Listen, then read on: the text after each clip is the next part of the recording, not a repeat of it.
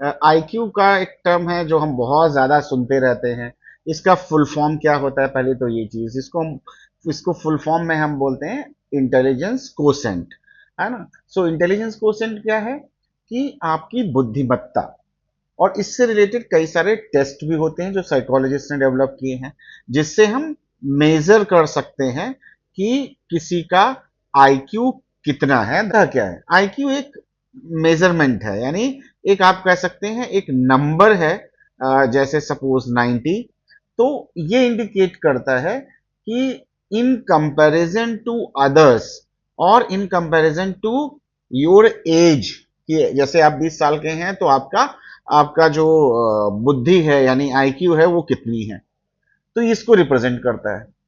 तो आईक्यू जो है वो कोई एक चीज नहीं है, इसके अंदर बहुत सारे और फैक्टर्स होते हैं।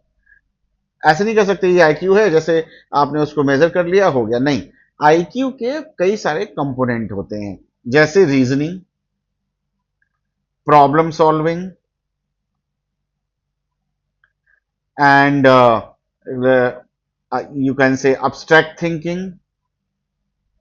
verbal ability, all those things. So there are number of things in that. So यानी आपकी रीजनिंग मतलब आपकी तार्किकता, problem solving means how you solve any problem, and then आपका abstract thinking, how you understand things that is not very concrete, and then verbal, how you use your language. So there are number of component that are there in your IQ.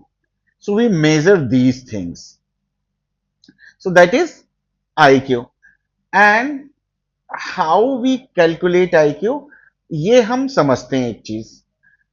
Suppose कोई person है जो 15 साल का है, बच्चा है 15 साल का है, तो ये इसको हम बोलते हैं उसकी फिजिकल एज और या क्रोनोलॉजिकल एज, यानी जब से वो पैदा हुआ तब से लेके आज तक वो 15 साल का हो गया, या 15 साल 2 महीने 6 महीने 8 महीने, what ever the calculation is, तो इतने साल का हो गया, इसको हम उसकी क्रोनोलॉजिकल एज बोलते हैं। और फिर आता है एक कॉन्सेप्ट होता है मेंटल एज का। मेंटल एज का कॉन्सेप्ट क्या है कि ये 15 साल का बच्चा है, तो हो सकता है इसका आईक्यू 25 साल के आदमी के बराबर हो, पर्सन के बराबर हो, और हो सकता है कि उसका 10 साल के बच्चे के बराबर हो। तो फिजिकल एज अपनी जगह है, लेकिन उसकी बुद्धि कितनी है वो वैरी कर सकती है। हो सकता है 15 साल का बच्चा 30